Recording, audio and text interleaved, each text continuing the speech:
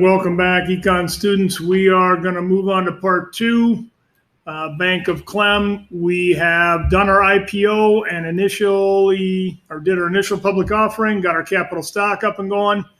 We bought a building, and now we've taken some deposits from our customers.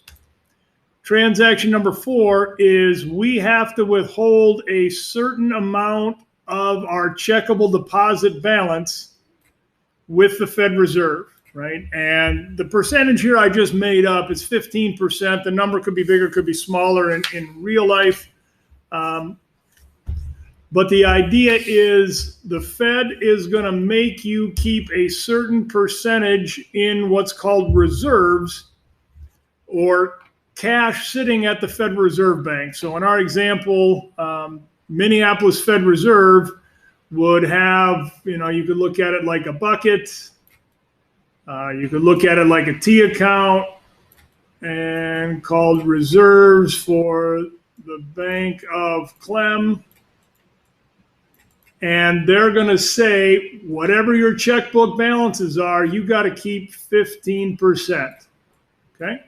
So the way the math worked out, that's $18,000 for this example. So I have to take a chunk of the pile of cash I got sitting in the vault, and I'm going to go send it to the Fed Reserve, but that money sitting on reserve with the Fed is going to be considered an asset for me as well. So come on over here, next transaction, I'm going to subtract 18,000.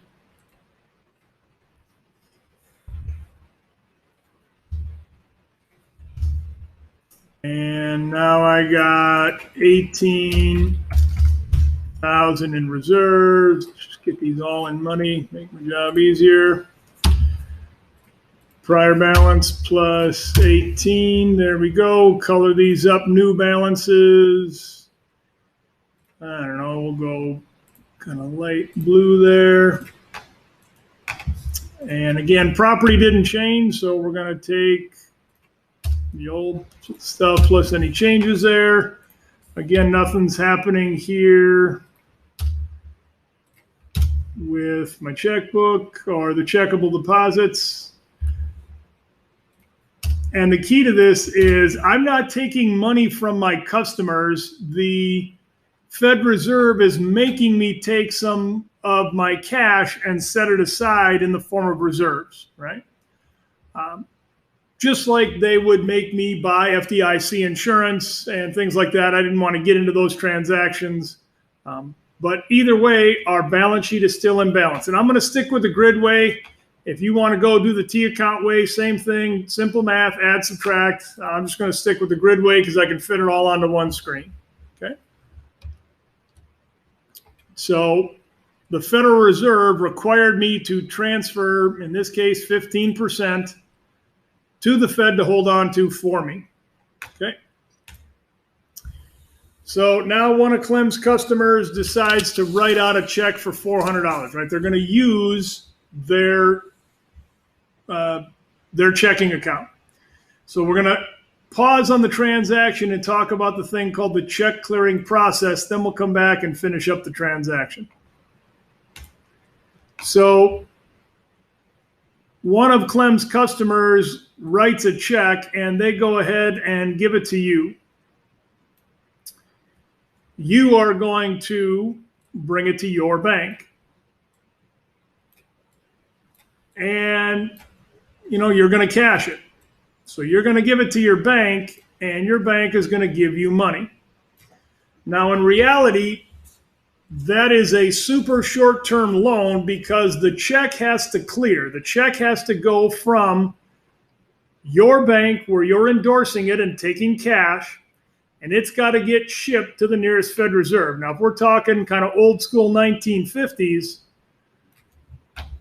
an armored truck would pick up the check and it would drive it to the Minneapolis Fed Reserve, right? And the bank ID number in the bottom left of the check would say what bank was it written from.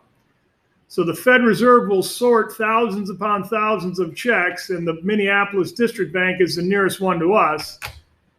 If we look here, here is how the district banks are broke up all over the U.S., we'll take a look at this again when we're doing Fed Reserve later.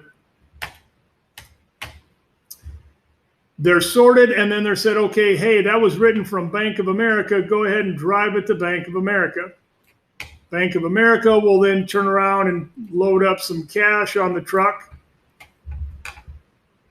And the armored truck will take the cash, drive it back to the Fed, and Fed will deposit. Then, in theory, that armored truck will drive the cash back to your bank. In reality, when you endorse a check, depending on the size of it, your employer, or your bank, I'm sorry, could make you wait for up to 7 days to make sure this check clearing process happens. Now, old school 1950s, this would take a couple weeks. Nowadays, the banks don't necessarily do that. Let's back it up here. Nowadays, they don't need the armored trucks. They need them to bring cash there, but now your bank will scan the check, electronically mail it to the Fed.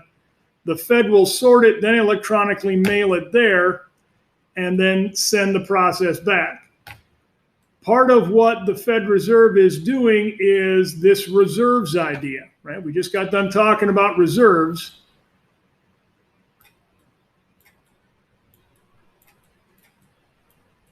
So rather than having to go through that long, slow process of check being sent here, sent back here, money being sent here, and then sent back here, the Fed says, you know what, I got a better idea.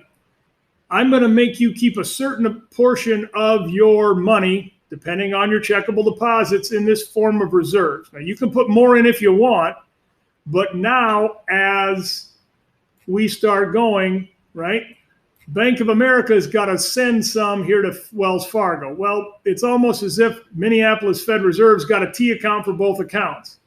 And as I write you the check, you endorse it, it gets sent to the Fed. The Fed says, hey, by the way, I'm going to transfer some of this money here and increase your reserves, right? Or if you're Bank of America, your reserves were decreased because one of your customers wrote out a check. And then in turn, they're going to be, naturally customers from Wells Fargo writing checks to people at Bank of America. So again, it's easier for the Fed to just keep moving this money back and forth than shipping it back and forth this way, right? The checks are still scanned and emailed and still scanned and sent back saying, hey, here's who's spending your money, so you get updated balances. But the reserve account is being used to kind of transfer balances back and forth, right?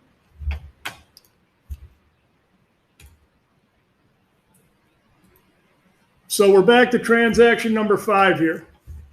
One of Clem's customers decided to write out a check for $400. This check will go through the check clearing process, same thing we did here. Somebody wrote the check went to somebody, gets sent back and forth. From my bank point of view, what's happening? Checkable deposits are going to go down by $400, right? Makes sense because you're writing out a check from your checkbook. Because that money is getting transferred from my reserve account to some other bank, my reserves are going to go down $400. And I would find that out after the Fed sends it to me. So transaction number 5 is reserves are going down $400. Checkable deposits going down $400.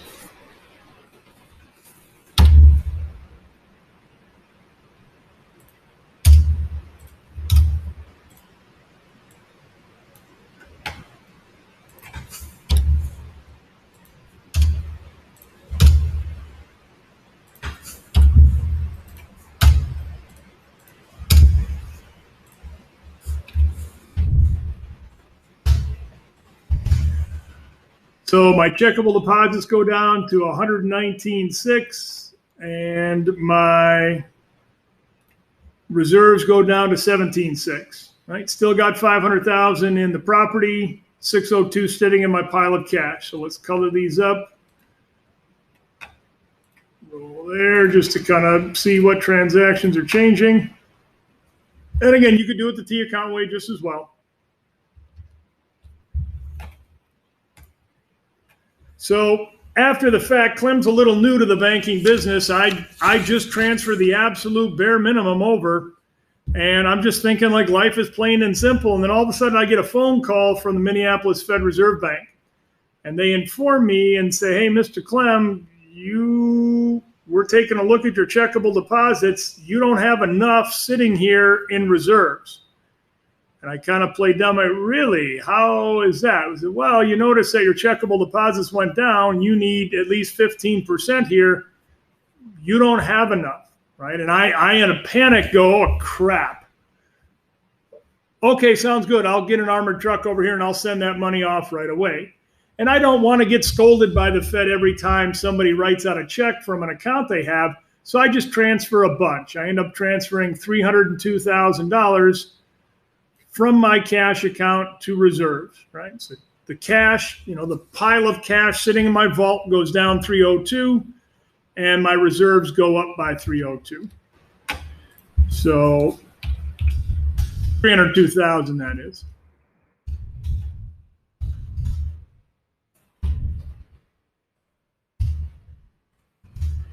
Calculate my balances here.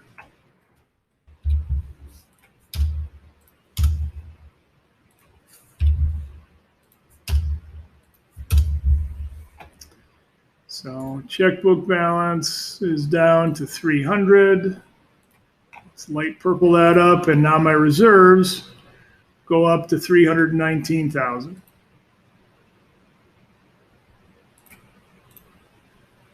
Okay.